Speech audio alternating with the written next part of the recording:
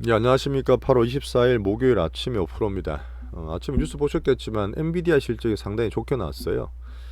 예, 제가 방송까지 킨 거는 이제 그 얘기도 드릴 것도 있지만 사실 매크로를 되게 걱정을 많이 했지 않습니까? 이제 8월 달에 조정장이다. 금리나 환율까지 따로 설명을 드리면서 이 매크로가 조정의 빌미를 만들고 있다 말씀드렸는데, 사실 그동안 장이 우리나라 되게 등락을 했잖아요. 뭐 지난주에 저점 매수하고 이번 주에 반등을 기대한다 변곡점 얘기를 드렸지만 매크로 환율 금리가 크게 안 변했습니다.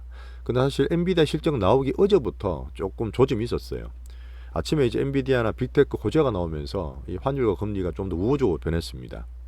자, 이제 그 내일 모레 그 밤에 나오죠. 그 우리나라는 이제 그 토요일 알게 되겠지만 그 잭슨 미팅이 남았지 않습니까? 사실 이게 더 중요한 거예요. 저희가 금리에 미국 금리가 더 중요하다 보니까 이걸 봐야 되는데, 이쪽도 제가 예상을 한다면 지금 경기를 감안했을 때 그 파월의 호기시 너무 긴축적인 발언을 안 할 거라고 예상하고 있습니다. 자, 이렇게 되면 8월달 조정은 잘 넘어가는 거예요.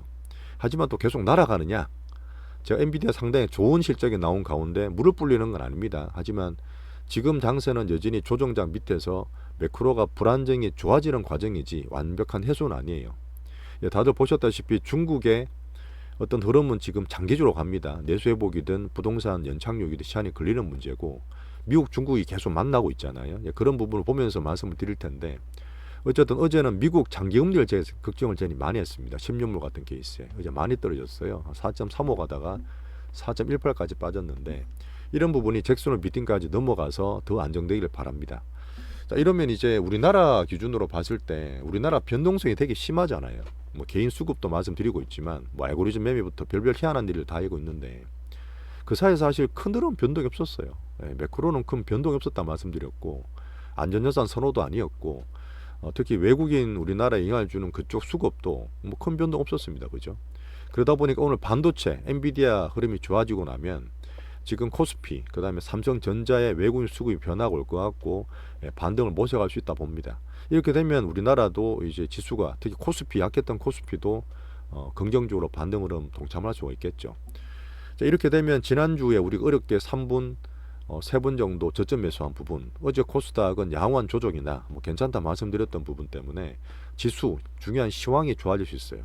이렇게 되면 우리가 보는 가장 중요한 코어주들, 기본적인 주도 섹터인 2차전지나 반도체, 그 다음에 바이오까지는 계속 좋은 흐름 유지한다 보고요. 너무 등락 유지하지 마시고, 어제 장 끝나보면 또 뭐 여러 가지 막 급락했는 거 있잖아요. 초전도체 같은 거. 계속 그런 말씀드리지만 그런 거 보지 마시고, 변동성이 있지만 큰 주수에 따라서 시황대로 계속 포트 투자하시면 될 것 같습니다. 야, 근데 참 미국 이런 게 좋은 것 같아요. 실적 나오기 전에 전혀 반영이 안 되고, 어제는 또 자사주 소각을 33조 원이나 자사주 매입 소각을 발표를 했습니다.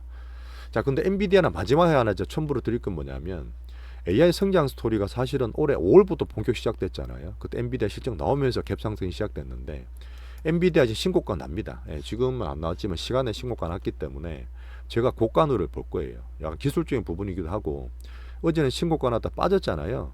어제 근데 아크 인베스트의 이제 돈나무 누님, 그 캐시우드 형님, 그 누님이 팔면서 떨어졌다 하던데, 제가 웬만하면 딴 사람 잘 비난 안 하는데, 이분은 사실 2020년 유동성 강세 때 그냥 성장수 줄이면서 엄청나게 크게 수익을 많이 보고 유명했던 분인데, 작년 올해 보면 매매하는 게 너무 사실 못해요. 매매 타이밍이 너무 나쁩니다. 뭐 그런 면에서 어제 팔았는 것들은 그냥 단기 푸닝, 변동성으로 보고요. 제가 이제 엔비디아 고가에서 보면서 계속 나라는 아니라 말씀드렸어요. 하지만 하반기 때 이 어차피 AI 성장 스토리는 저는 내년에 정말 좋게 보거든요. 지금 이게 얼마나 빨리 올지, 우리나라 반도체 디램 같은 영향을 줄지 보는 단계이다 보니까 하반기에 살살 하고, 우리나라 뭐 적자다, 수출이 좋다, 전자가 부단하다 이런 얘기 하고 있지만 우리나라 지수 기준으로 바닥을 다집니다. 다지는 구간이다 보니까 이 AI 성장 스토리는 내년에 나스닥이든 뭐든 이제 꽃을 피울 수 있다 저는 보기 때문에, 하반기 때는 제가 올해 초에 2차전지 봤듯이 반도체를 좀 더 긍정적으로 그렇게 제가 보려고 하는 계기로 삼겠습니다. 바로 급등한 데서 막 날아가는 건 아니에요. 분명히 조정을 받고 그 과정에 횡보 내지는 살 기회를 줄 겁니다. 자, 아침에 엔비디아 소식 전해드리고 매크로가 불안정이 좀 감소됐다, 하반기에 분명히 또 좋은 반도체 관련 기회를 줄 수 있다는 얘기를 드리면서 오늘 간단하게 마치겠습니다. 오늘 장같이 보시죠. 감사합니다.